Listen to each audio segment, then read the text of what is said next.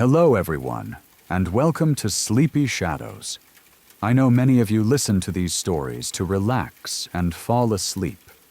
If today was long or heavy, I'll do my best to make your night a little more comfortable with these stories. Before we begin, feel free to leave a comment and let me know where you're listening from tonight. If you enjoy calm, quiet horror stories like these, you're welcome to subscribe. Now, get comfortable, take a slow breath, and let's begin.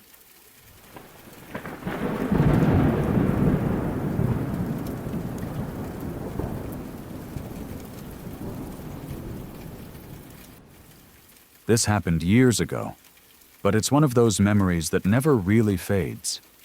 It doesn't come back every day, and it doesn't haunt me in a dramatic way. But whenever I think about it, the feeling snaps right back into place. Not fear, exactly.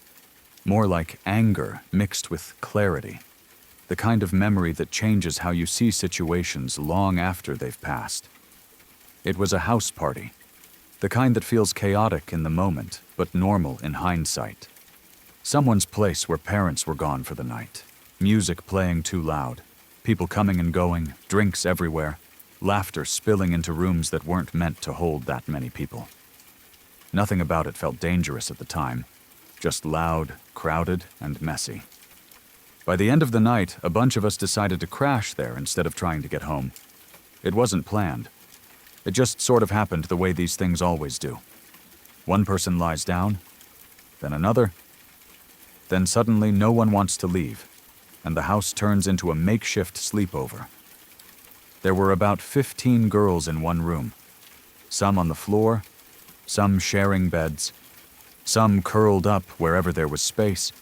It wasn't comfortable, but it felt safe in that collective way. Too many people around for anything bad to happen. Or so we thought. I ended up on the couch. It wasn't a big couch, but it was elevated, which already felt like a win. Everyone else was on the floor, tangled in blankets and jackets. I remember feeling relieved to have that spot. I stretched out, kicked my shoes off, and fell asleep pretty quickly. I was exhausted. The music eventually stopped. The house quieted down. That heavy post-party silence settled in, and the kind where everything smells like alcohol and sweat and stale air. The kind where your body just shuts down. I don't know how long I was asleep before something pulled me out of it. At first, it didn't register as danger.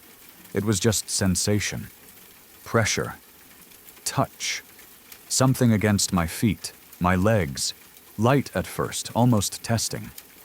I remember that half-awake confusion where your brain hasn't fully caught up yet, where you're aware something is happening but haven't assigned meaning to it. I thought maybe someone had shifted in their sleep. Maybe someone rolled over and bumped into the couch. Then it didn't stop. The touch moved.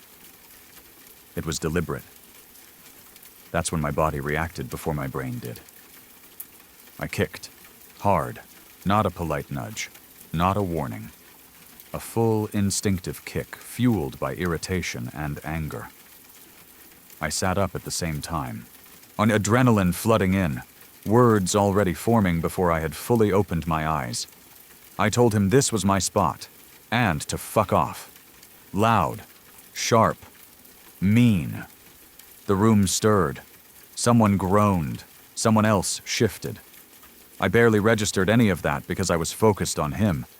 It was one of my classmates, someone I recognized, someone I had seen around school, someone who, up until that moment, had existed firmly in the category of harmless acquaintance. Not a friend, but not someone I ever would have thought twice about. He scrambled back, muttering something under his breath. He didn't argue, didn't deny it, didn't try to explain. He just moved away, disappearing into the chaos of sleeping bodies on the floor. I lay back down, heart pounding, annoyed more than scared at that point. I told myself it was nothing. Just someone drunk and confused. Someone who made a mistake. That explanation was easy. too easy. The next morning, things felt different, not immediately. At first, it was the usual aftermath: headaches, dry mouths, groggy laughter about who slept where and who snored, people stretching, checking phones, trying to piece together the night before. Then the conversation started. Quiet at first. Someone mentioned feeling uncomfortable. Another girl said something about being touched.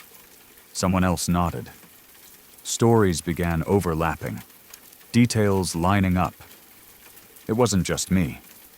He had been going around the room, touching feet, legs, bodies, testing boundaries while everyone slept. That realization hit harder than the moment itself. Because it wasn't an accident, it wasn't confusion, it wasn't harmless, it was deliberate. And the only reason it stopped with me was because I woke up mean. That part stuck with me. I wasn't brave, I wasn't heroic, I wasn't thinking clearly. I was just pissed off and reactive. I didn't freeze, I didn't second-guess myself. I didn't worry about being polite or causing a scene. I reacted. And that reaction shut it down. Other girls didn't wake up right away. Or they did and didn't react as loudly. Or they froze. Or they tried to rationalize it in the moment the way so many people do when something confusing and violating happens. No one is wrong for that. But realizing how differently the situation could have gone made me angry in a way I hadn't expected. Angry at him. Angry at how normalized that kind of behavior is. Angry at the idea that being mean is sometimes the only thing that keeps you safe. We talked about it afterward. Quietly. Not everyone wanted to make a big deal out of it. Some people brushed it off. Some laughed nervously. Some were clearly shaken but didn't want to push it further. He didn't face real consequences. At least, not publicly. And that's another part that sticks with me. How easy it is for this kind of thing to slide by. How often it gets minimized. How quickly the focus shifts from what someone did to how others reacted to it. I think about that night sometimes when people talk about safety in numbers. About how being in a group doesn't always mean you're protected. Sometimes it just means you assume someone else is watching. I also think about how instinctive my reaction was. How my body didn't wait for permission. How it didn't check for social rules or politeness or fear of embarrassment. It just reacted. And I'm grateful for that. Not because I did anything special, but because it showed me something important. That being loud, being rude, being mean, those things are not character flaws when they're protecting you. They're survival tools. I wish none of us had needed them that night. I wish he had never done what he did. I wish every girl there had woken up safe and undisturbed. But the reality is, situations like that happen far more often than people like to admit. And they don't always look like dark alleys or strangers. Sometimes they look like classmates, parties, couches, rooms full of people who assume nothing bad could happen because nothing bad is supposed to. What stays with me isn't fear, it's awareness. The knowledge that listening to your instincts matters, that reacting loudly matters, that you don't owe anyone politeness when your boundaries are being crossed. And yeah, thank God I'm mean when I get woken up.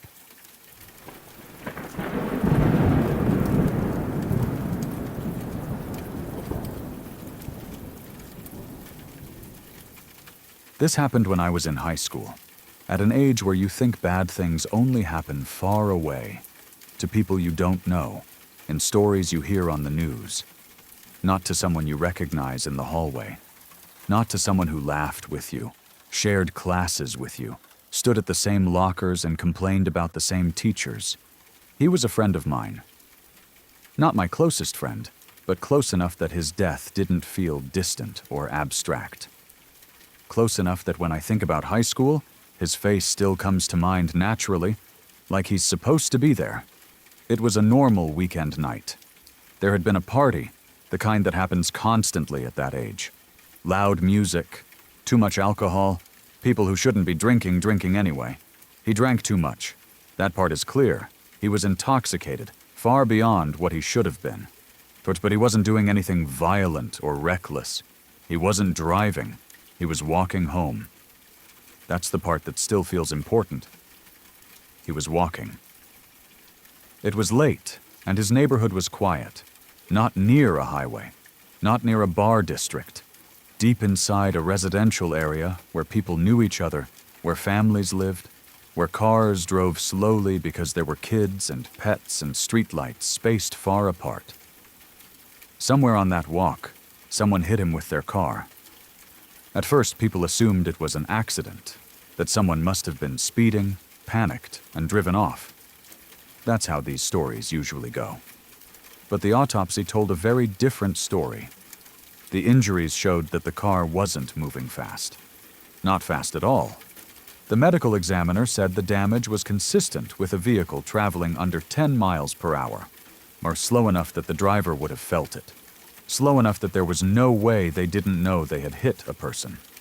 Even worse, the autopsy showed that he had been run over twice. Not once. Twice. Both times slowly. That detail changes everything. This wasn't a momentary mistake. This wasn't someone losing control of their car for a second. This wasn't a hit and run caused by panic alone. This was someone driving over a human body, slowly, then doing it again. It didn't kill him instantly. That's another part that's hard to sit with. He survived the initial impact. He was alive afterward. Somehow, despite his injuries, he managed to crawl to the side of the road. That alone tells you how much pain he must have been in, and how strong the instinct to survive is, even when the body is breaking down. The medical opinion was that he likely lived for hours. Hours, in the dark, in pain most of us can't even imagine, alone, injured beyond help, waiting for something that never came. By the time he was found, it was too late. The shock of it hit the school like a wave. One day he was there. The next, he wasn't. Lockers stood untouched. Desks stayed empty. Teachers struggled to find the right words. Students cried in hallways, in bathrooms, in cars after school. But the grief was mixed with something else. Confusion, anger, fear. Because the police didn't have a suspect. Not even one. There were no witnesses, no security cameras, no clear tire marks that led anywhere. No vehicle reported damaged in a way that raised suspicion. No neighbor came forward saying they heard or saw something unusual. The case went cold almost immediately. That's what makes it even worse. This didn't happen on a highway where someone passing through could disappear into the night. It happened deep inside his neighborhood. Streets people drove every day. Streets where neighbors recognized each other's cars.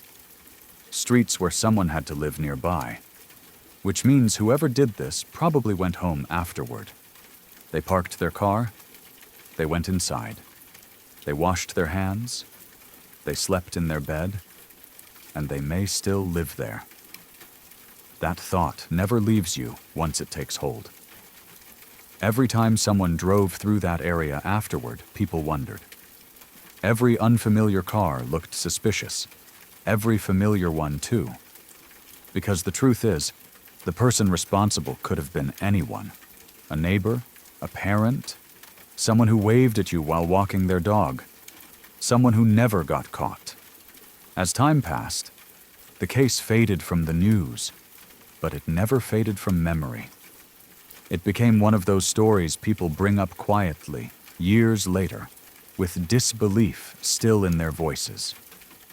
The kind of story that doesn't feel real no matter how many times you hear it. What stays with me the most isn't just the brutality of what happened, it's the slowness of it, the intention implied by that speed, the choice to keep going, the choice to do it again, the choice to leave someone alive and suffering, and then to disappear without consequence. There was no justice, no arrest, no trial, no closure, just a family left with questions that will never be answered, and a community that learned something dark about itself. That sometimes evil doesn't come from far away. Sometimes it lives right next door, and sometimes it never gets exposed. Years later, when people talk about it, there's always the same sentence that comes up. They never even had a suspect. It's said with disbelief, like repeating it might make it less true. But it is true. Not one. And that's what makes the story linger, because it forces you to accept something deeply uncomfortable, that there are acts so cruel, so deliberate, that they happen quietly, in familiar places, and then vanish into normal life without leaving fingerprints behind. He didn't deserve any of it. He was young. He was walking home, and someone decided his life could end that way. Whenever I think about him now, I don't just think about the night he died. I think about all the ordinary moments before that. The way he talked, the way he laughed, the future he assumed he had, like everyone else at that age. And then I think about the unanswered questions. Who was driving? Why didn't they stop? How do you live with that? And how many people pass them every day without knowing what they did? There are stories that scare you. There are stories that make you angry. And then there are stories like this that sit quietly in your chest and never really leave, because there's no ending to them. Just a life cut short, and a truth that never came out.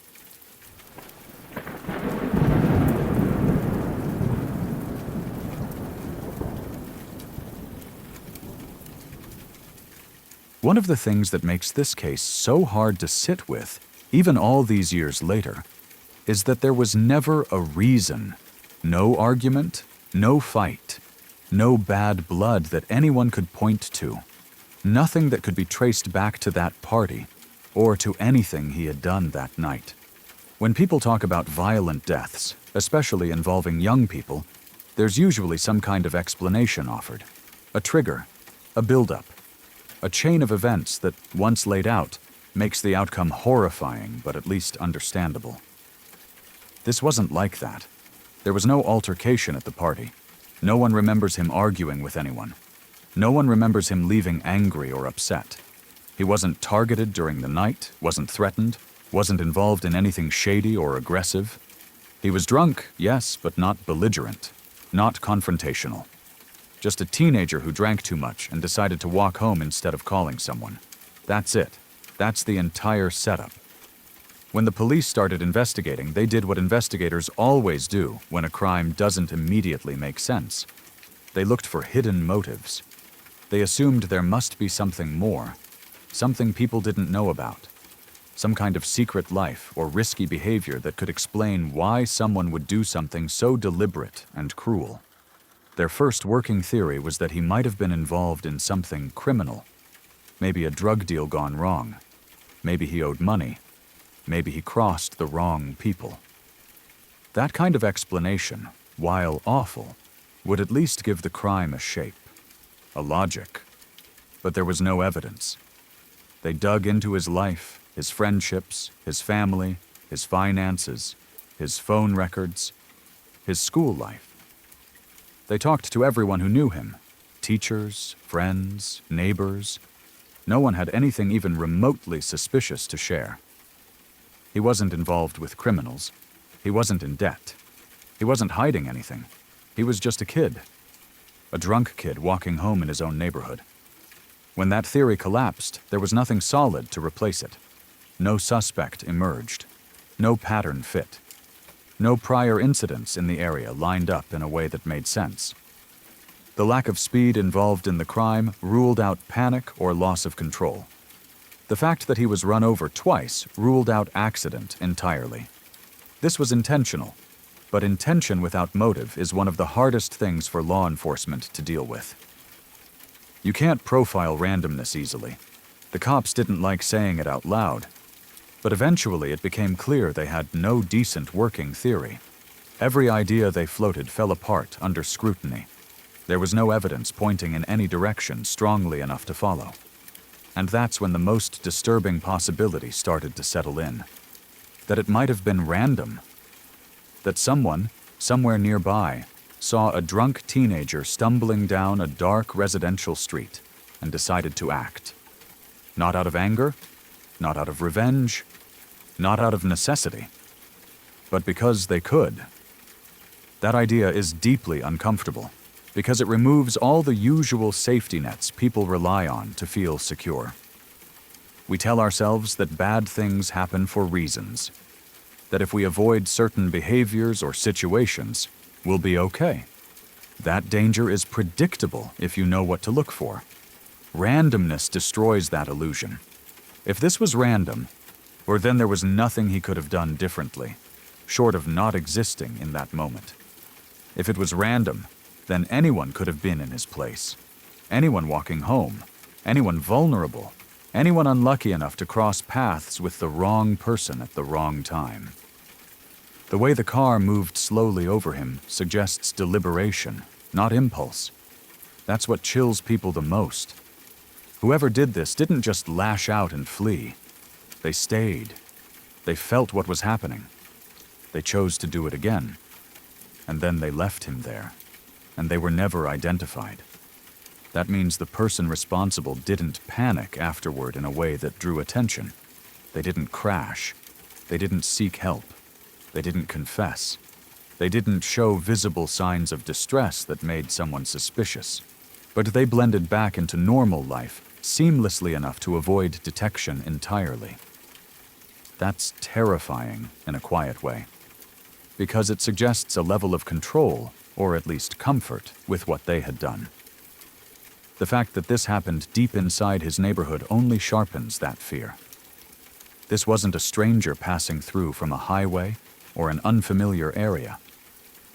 This was someone who knew those streets, someone who knew the layout, someone who knew they could disappear back into a house nearby, someone who may still live there. That thought never really goes away for the people who knew him. Even now, years later, when people drive through that area, there's a lingering unease, a sense that the story never finished, that there's a missing chapter no one ever got to read. There was no justice, no explanation, no motive, just a brutal act that happened once and then vanished into silence. And maybe that's the hardest part. Not the violence itself, but the lack of meaning attached to it. The idea that someone could do something so cruel for no reason anyone can identify, and then continue on with their life as if nothing happened. The police eventually stopped actively investigating. There were no leads left to follow. No new evidence, no witnesses coming forward. The case didn't close officially, but it went dormant, filed away under unsolved. For those who knew him, though, it never really closed. Because when something like this happens without reason, it leaves a different kind of wound. One that doesn't heal through understanding or accountability. One that just exists. The best explanation anyone has been able to come up with isn't satisfying, but it's the only one that fits the evidence, that it was random, that someone saw an opportunity, and that was enough. That realization changes how you see the world. It makes familiar streets feel less safe. It makes you question assumptions about neighbors, about communities, about the idea that danger comes from outside rather than within. He didn't provoke it. He didn't cause it.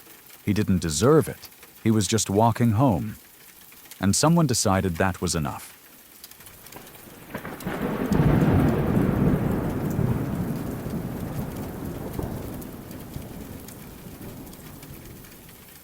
My grandparents were Dutch immigrants who had settled in New Zealand long before I was born. By the 1970s, they were well established there, raising a family and trying to build a sense of home in a country that was still very different from the one they had left behind. They worked hard, saved what they could, and like many families at the time, they found joy in simple things. One of those simple joys was camping. They owned a caravan, nothing fancy, just practical and sturdy. To them, it represented freedom. A way to pack up the kids, leave the routines behind for a few days, and see parts of the country that still felt wild and untouched. My mum and her siblings were all young at the time, 10 or under, and those trips were meant to be adventures. Lakes, trees, fresh air, long days outside followed by quiet nights. On this particular trip, they decided to go somewhere very rural, deep in the North Island. It wasn't a campground with facilities and other families nearby. It was more of an informal spot near a lake, surrounded by dense rainforest.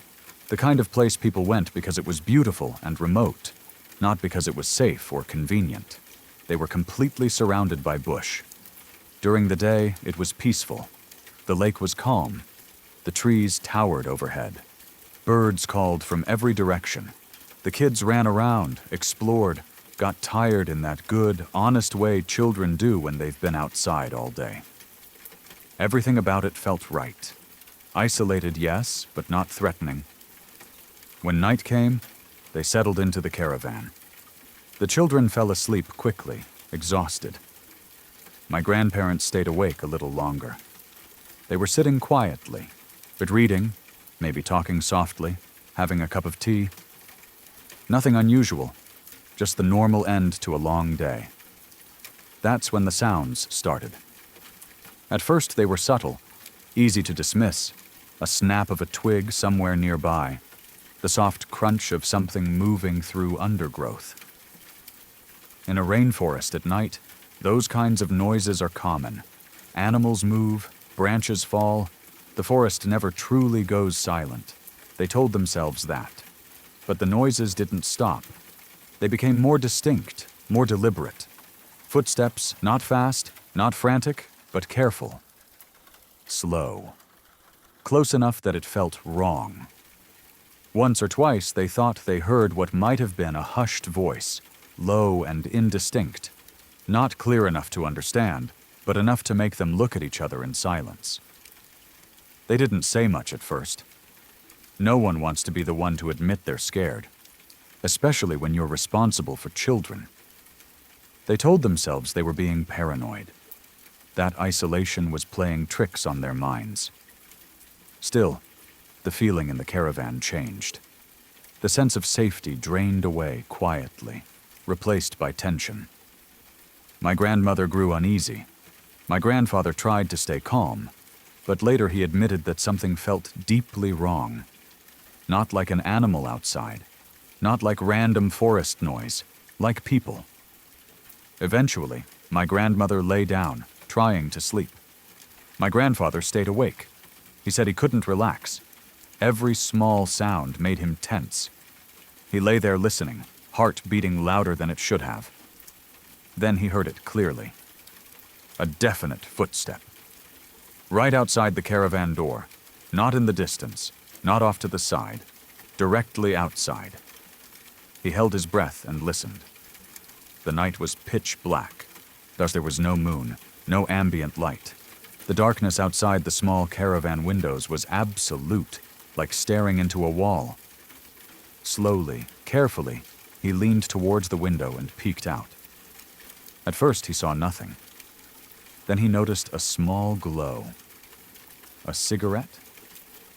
The glowing tip hovered at about head height, right near the caravan door.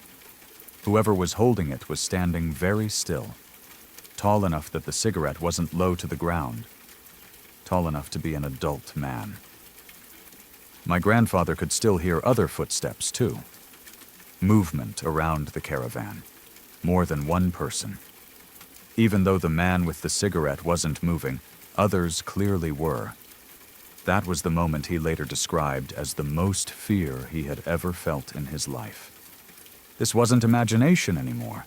This wasn't an animal. There were people outside. There were people close enough to touch the door. He had his wife and 4 small children asleep inside that caravan. There was nowhere to run. No help nearby. No lights to switch on that would magically make it safe. Just him, his family, and whatever was happening outside. He told me later that his body felt cold, that his thoughts raced but also narrowed down to one thing. He had to do something. In the caravan, he had a butcher's knife. He was a butcher by trade, and for reasons he never fully explained, he had brought the knife with him on the trip. Maybe habit, maybe practicality. Maybe it had just ended up there without much thought. That knife became the only thing he felt he had. He stood up quietly, careful not to wake the children. His heart was pounding so hard he was afraid it would be heard outside. He gripped the knife tightly, his hands steady despite the fear. He told himself that if he opened the door and yelled, if he showed himself, maybe it would scare them away.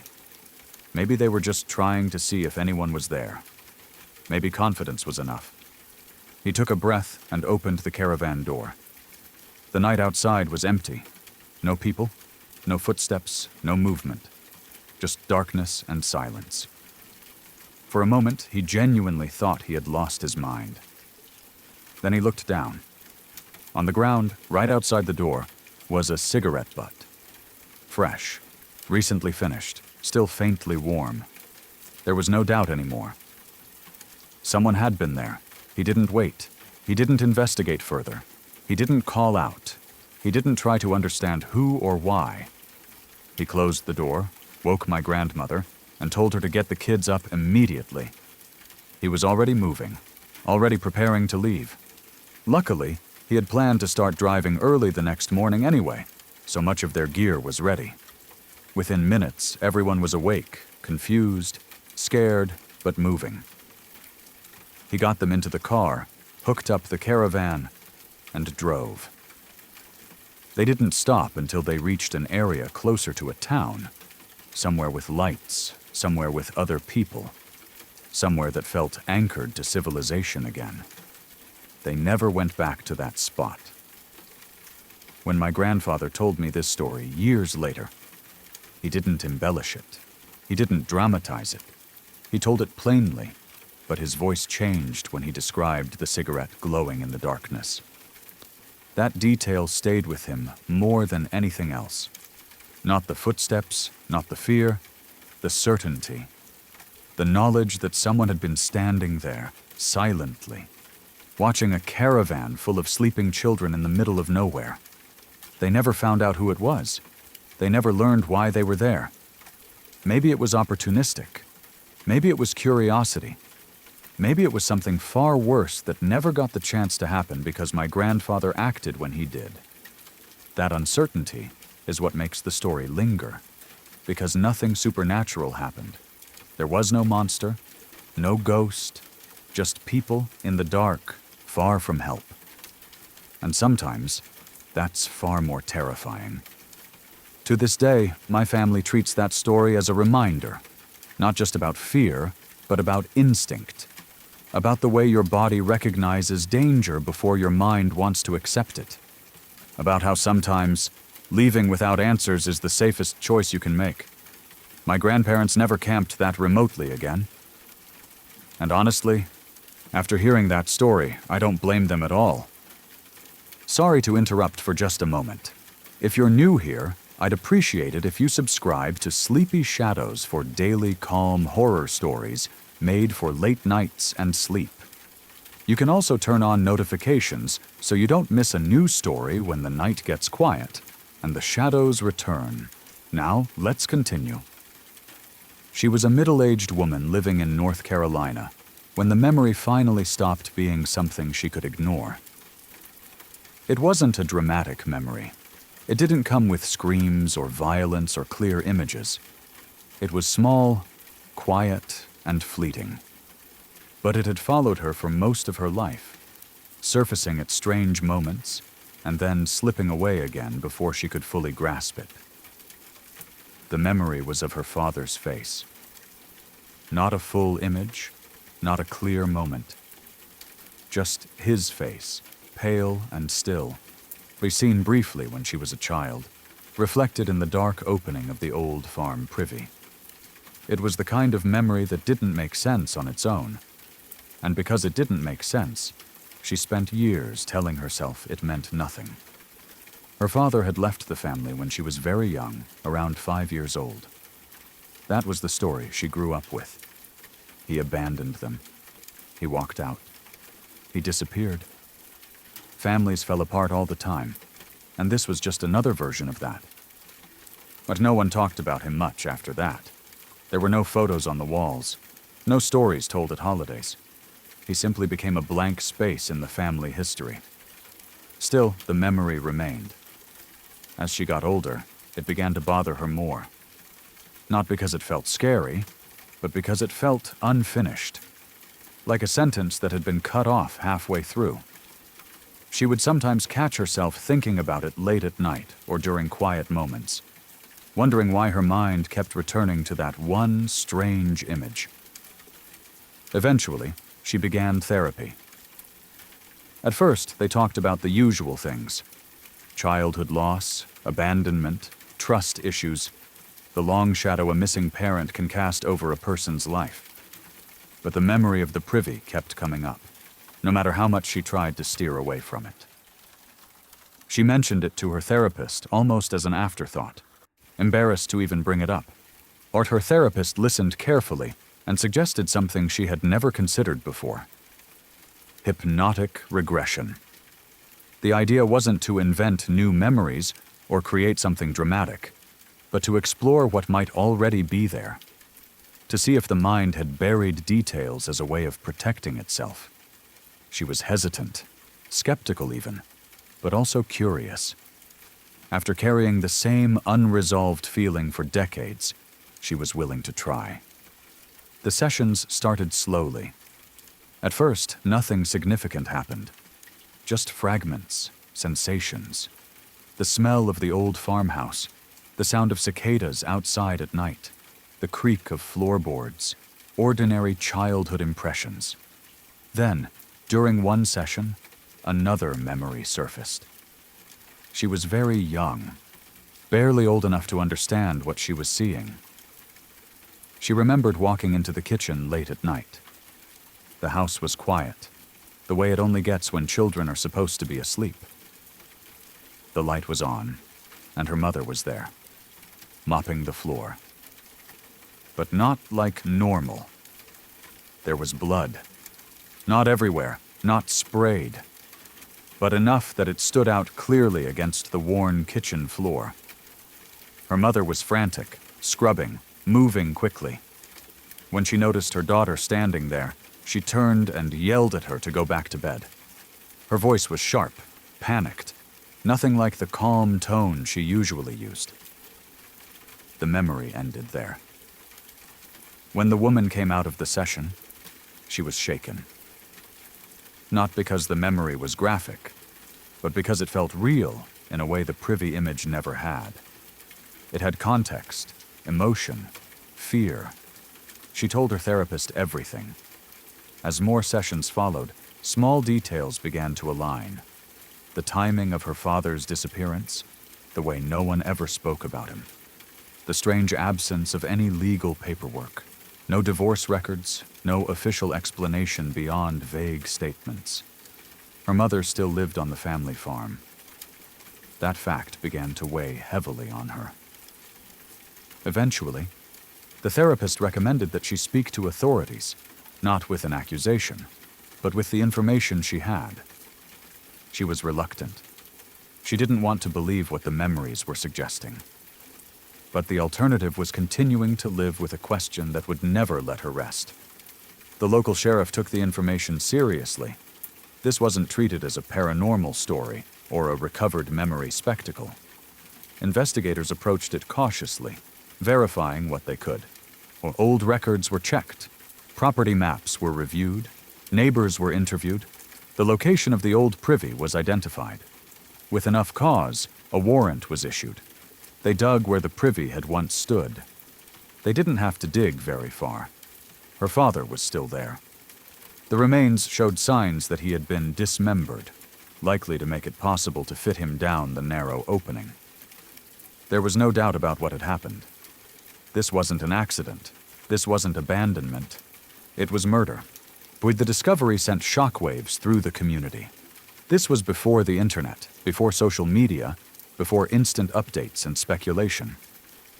The story unfolded slowly, day by day, in the local newspaper. People read about it over breakfast.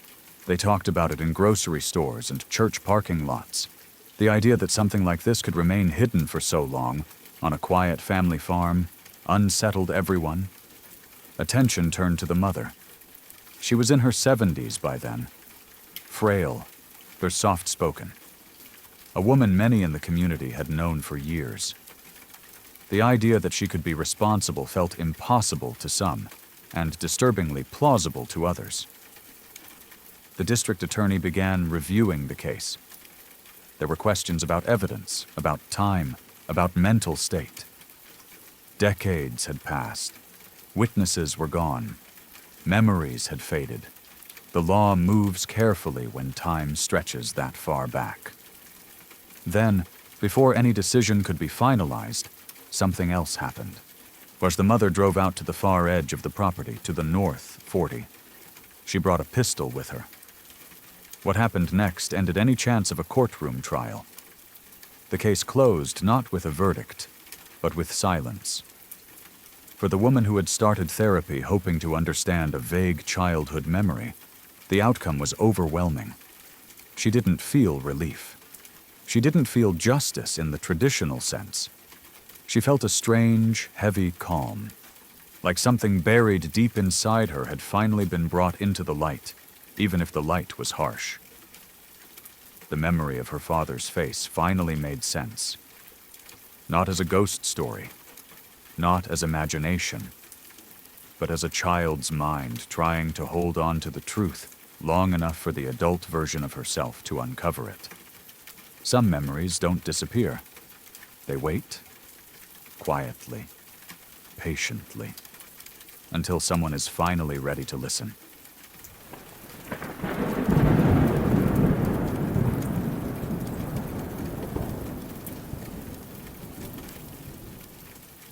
I used to work at Big Bend National Park, and if you've never been there, it's hard to explain just how empty it feels.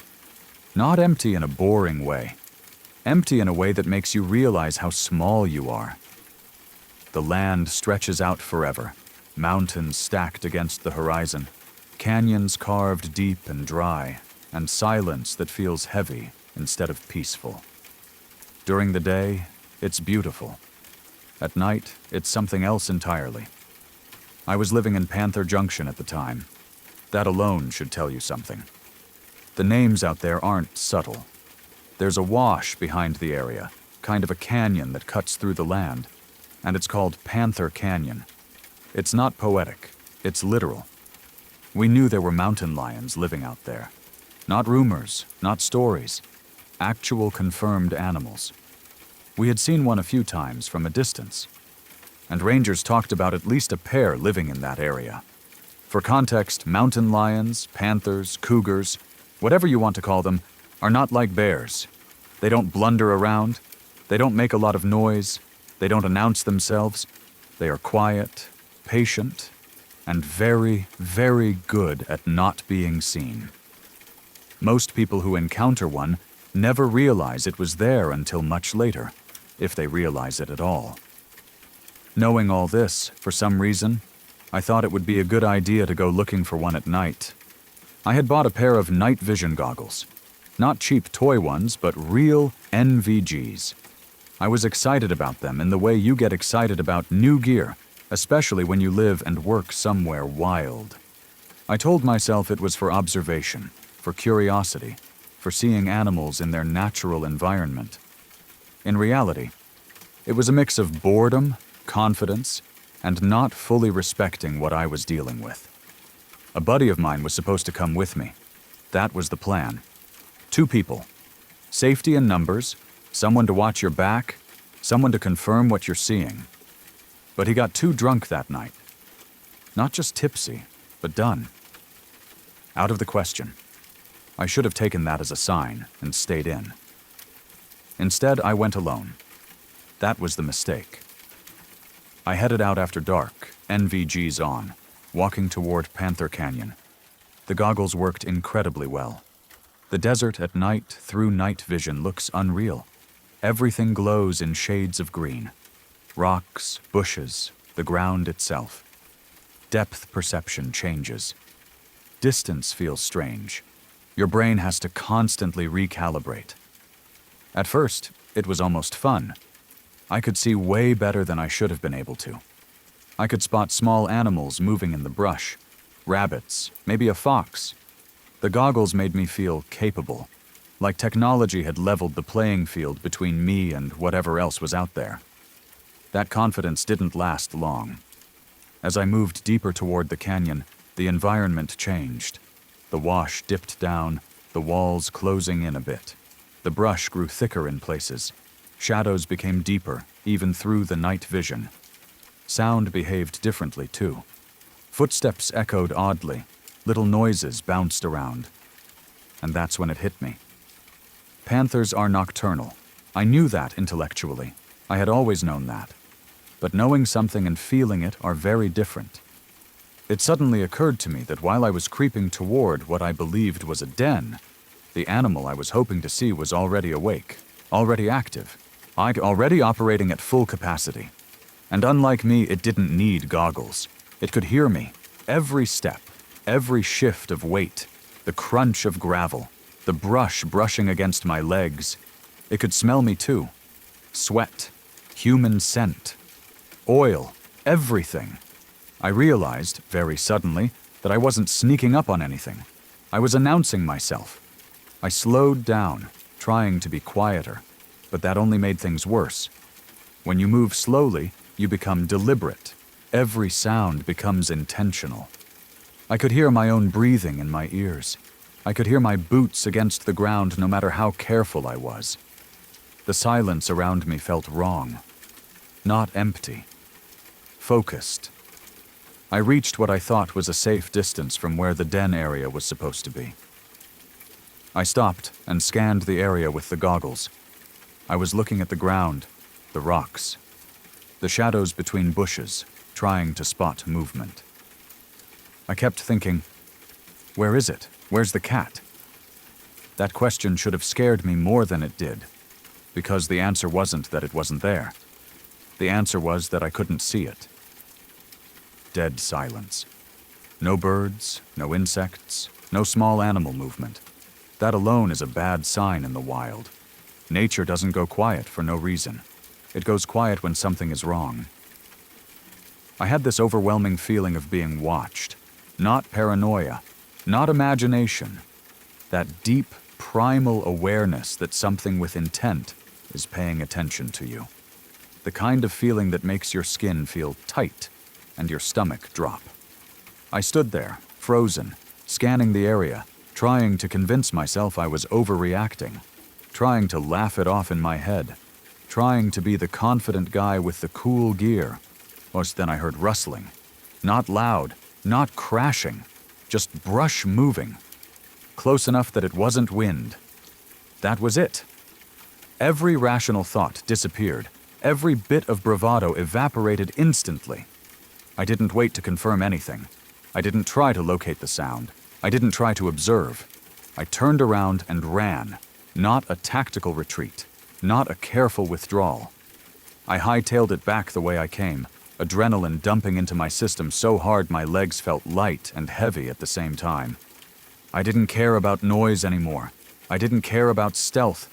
I just wanted distance. The whole way back, my brain kept screaming the same thought over and over. If it wanted you, you'd already be dead. That's the worst part about mountain lions. You don't get a warning. You don't get a chase. You don't hear them coming. If one decides to attack, it's already on you before you know it exists. I made it back to my trailer and slammed the door behind me, locking it immediately, even though a lock wouldn't do much against a determined animal. My heart was pounding so hard it hurt. I stood there for a while, just listening, waiting for my breathing to slow down. Nothing followed me. Nothing scratched at the door. Nothing made itself known, which somehow made it worse, because it meant I had been allowed to leave. I sat down, took the goggles off, and just stared at them for a while. They were still cool, still impressive, still did exactly what they were supposed to do. But they didn't make me safer. They didn't put me in control. They just let me see the darkness better. That night taught me something important. Technology doesn't replace experience. Gear doesn't replace respect. And curiosity can get you killed if you forget where you are in the food chain. I laugh about it now. I tell the story and joke about being way out of my element, about how dumb it was, about how the goggles were sweet but the situation was not. But underneath that humor is real fear, because I know how close I came to something going very wrong.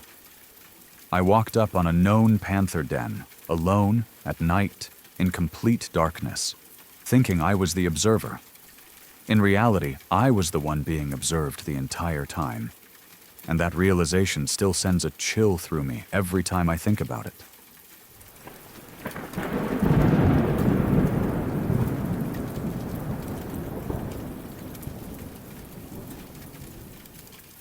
Back in the day, before life got complicated and responsibilities started piling up, my buddies and I had a habit of driving around aimlessly just for the hell of it. We lived in an area surrounded by mountains and forests, and when you're young, bored, and have access to a Jeep, back roads start to feel like invitations instead of warnings. We weren't looking for trouble. We weren't thrill seekers in the dramatic sense. It was just something to do.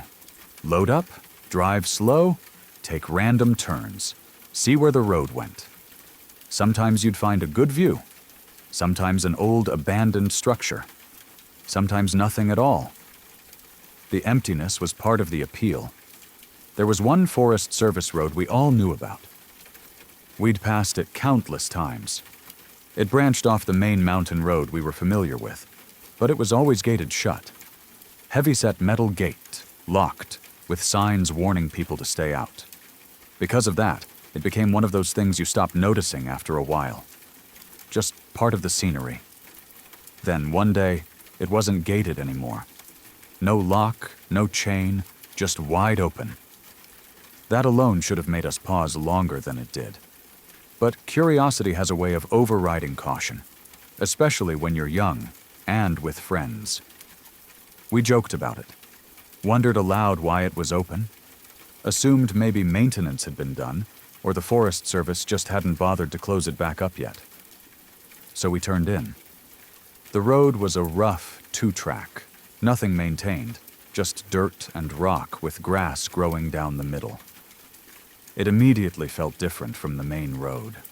Narrower, more enclosed. Trees pressed closer on both sides, blocking out most of the sky. The further we drove, the quieter it got. No other tire tracks, no signs of recent traffic.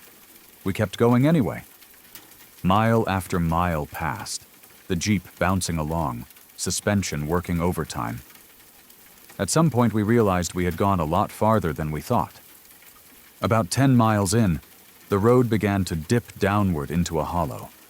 The trees thickened, the light dimmed even more, and the air felt heavier. Then the road just ended. Not a turnaround, not a clearing, just a dead end in this bowl-shaped hollow surrounded by trees and steep slopes. It felt like a place people weren't meant to be unless they had a reason. We parked and got out. The first thing that hit me was how quiet it was. Not peaceful quiet, empty quiet. No birds, no wind, no distant sounds from the mountain road we'd left behind. It felt like sound itself was being absorbed by the trees. What we laughed it off at first, like you do, made jokes. Said we'd driven to the middle of nowhere just to take a piss. We split up, each of us wandering a bit around the bottom of the hollow, shining our eyes over the ground, the trees, the rocks. That's when I saw the fire ring. At first glance, it looked old, just a circle of stones blackened in the middle. Something you'd expect to find out there. People camp in weird places all the time. But when I got closer, something felt off. The ashes were wet, not damp from dew or rain that happened days ago, wet in a way that suggested water had been poured on them recently.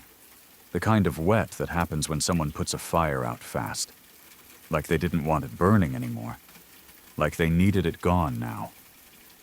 That alone made my stomach tighten. Then I saw the cigarette. It wasn't tossed on the ground or crushed into the dirt.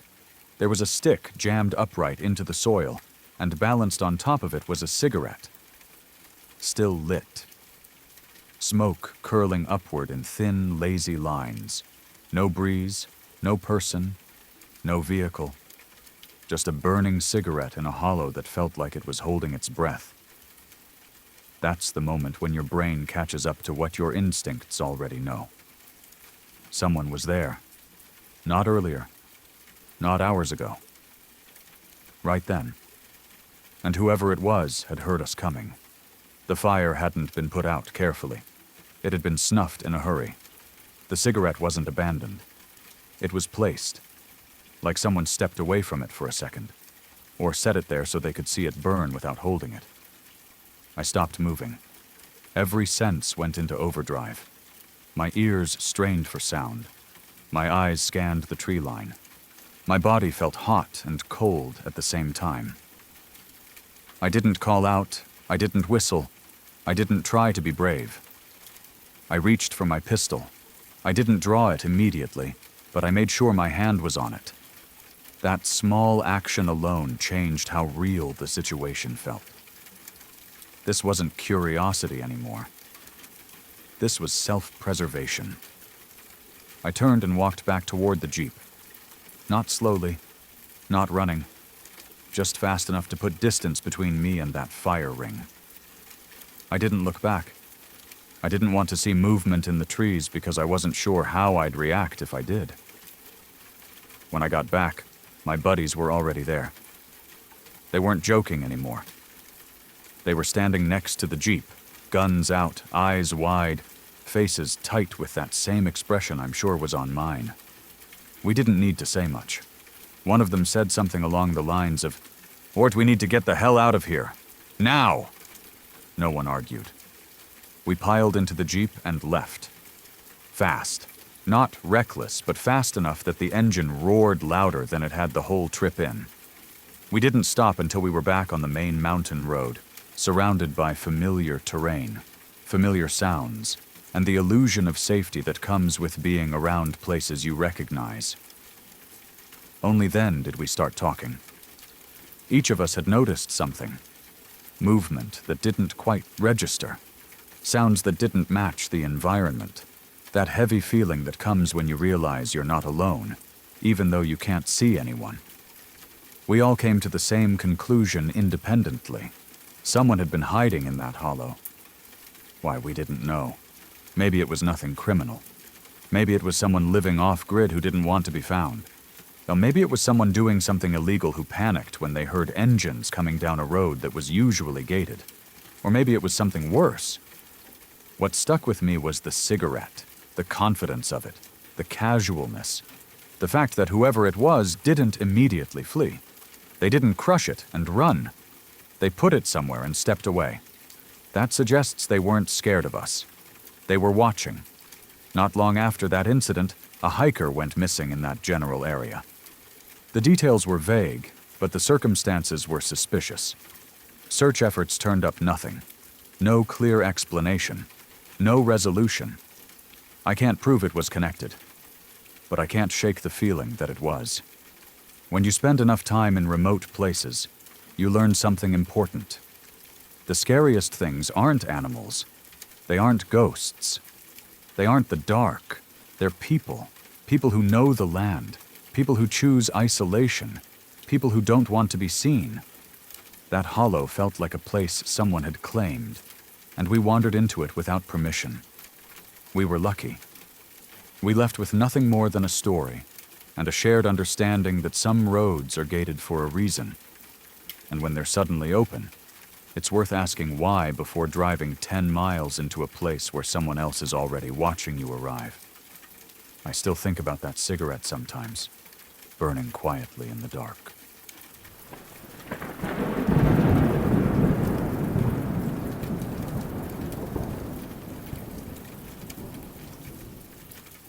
I was 16 years old, barely old enough to drive on my own. I had just gotten my license, and with it came that strange mix of freedom and fear. I felt grown up in small ways, like being able to leave the house without asking permission, but I was still very much a kid. I didn't know much about the world yet.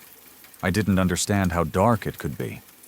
I thought bad things only happened in movies or to people far away from my quiet teenage life. There was a girl I was close with at school. We weren't dating, and we never would. She was one of those girls everyone noticed. Pretty, popular, always surrounded by attention. Most people thought of her as boy crazy, but that wasn't really fair. She was just young and wanted to feel wanted. She liked jocks, confident guys, the kind of people who seemed untouchable to someone like me. I was the opposite. Nerdy, awkward, invisible to most people. I knew she wasn't interested in me romantically, and I accepted that. It still hurt sometimes, but I valued her friendship too much to let jealousy ruin it. She trusted me. That mattered. She talked to me in ways she didn't talk to others. She told me about her relationships, about how intense they could get, about how jealous the guys she dated were, how controlling, how they wanted to know where she was, who she was talking to, what she was doing at all times. She would send me long messages late at night, pouring everything out, then delete them later. She said it was safer that way. She didn't want anyone finding them.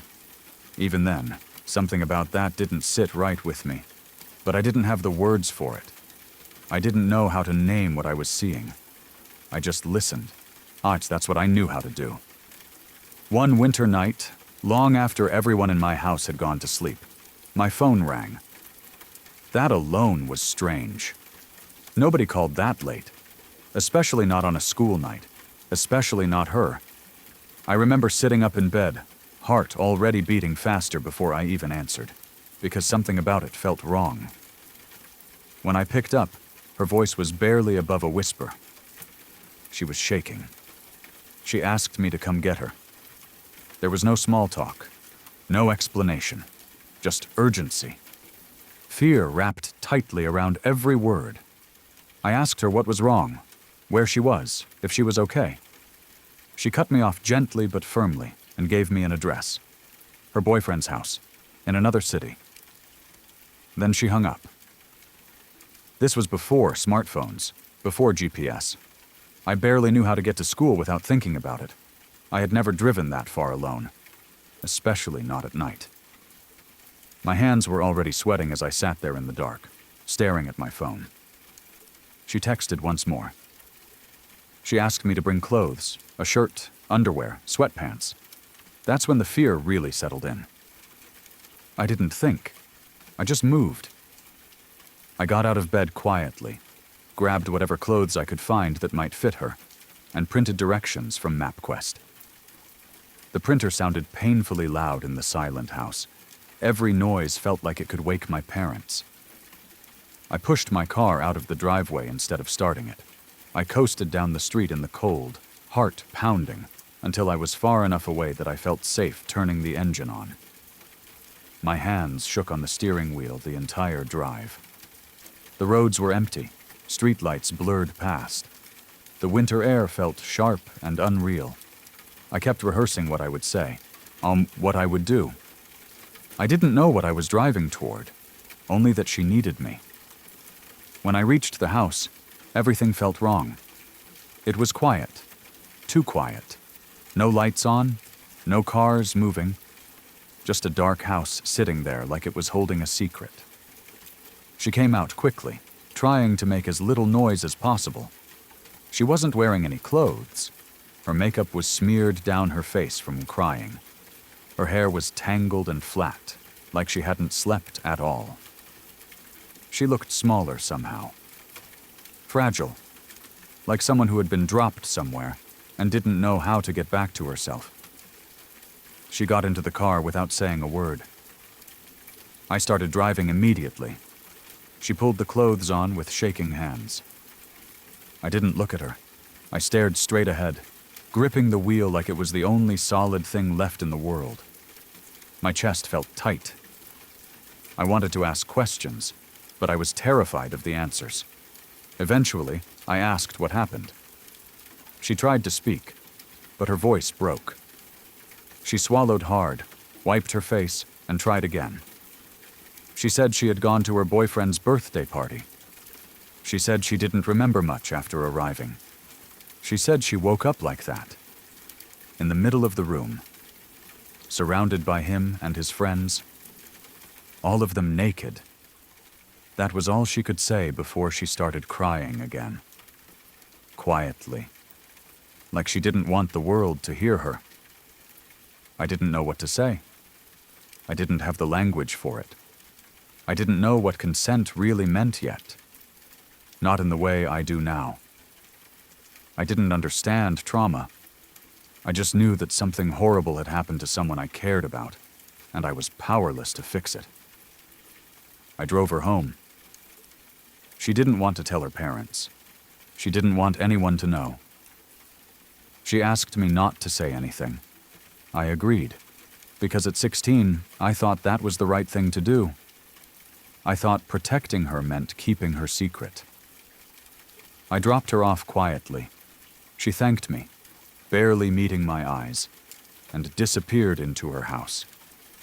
I drove home in silence. I snuck back into my room just a couple of hours before I had to get up for school. I didn't sleep. I lay there staring at the ceiling, replaying everything in my head, feeling sick and angry and helpless all at once. We never talked about it again. Not once. At school, things went back to normal on the surface. She smiled, she laughed, she dated other people. Life moved on the way it always does when you're young, fast, and careless. At the time, I didn't fully understand what I had witnessed. I didn't grasp the weight of it. I filed it away as something terrible and confusing, something I didn't know how to process. Years passed. 17 years passed. I grew up. I got married. I had kids of my own. I have a daughter now. She is the light of my world. And something about becoming a parent rewired my brain in ways I never expected. Memories resurface differently. Old moments gain new meaning. Things you once shrugged off suddenly feel unbearable. I cannot tell this story now without crying, because now I understand. Now I understand how vulnerable she was, how young, how scared, how trapped in a situation she didn't choose and couldn't control. I understand how the adults around her failed her, how the boys involved faced no consequences, how easy it is for something like that to be buried and forgotten by everyone except the person it happened to. I think about how she trusted me enough to call me in the middle of the night, how she knew instinctively that I was safe, that I wouldn't hurt her, that I would come, that trust humbles me. She's married now, has been for years, she has kids. From the outside, her life looks good, stable, happy. I don't talk to her anymore. We drifted apart the way people do. But every once in a while, I check her Facebook. I look at the pictures, her smile, her family, and I hope she's okay. I hope she found peace. I hope that night doesn't visit her the way it visits me sometimes, uninvited, heavy, impossible to ignore. I don't know if she ever told anyone else. I don't know if she ever named what happened. I don't know if she ever got help. I just know that I was there for one small moment in her life when she needed someone. And that moment has stayed with me longer than anything else from my teenage years. There are things you witness when you're young that don't make sense until much later. This was one of them. And it changed me in ways I didn't understand until I held my own child and realized just how fragile innocence really is. Some memories don't fade. They wait. And they teach you, slowly, painfully, what the world really is. If you're still here, it means these stories didn't just fade away, they stayed with you. Each one was shared to feel real, quiet, and close. Moments that could happen to anyone. Moments where something felt wrong, or nearly did. If you'd like to keep listening to stories that linger long after they're told, consider subscribing to Sleepy Shadows. There are more waiting in the dark. and not all of them disappear by morning. Good night.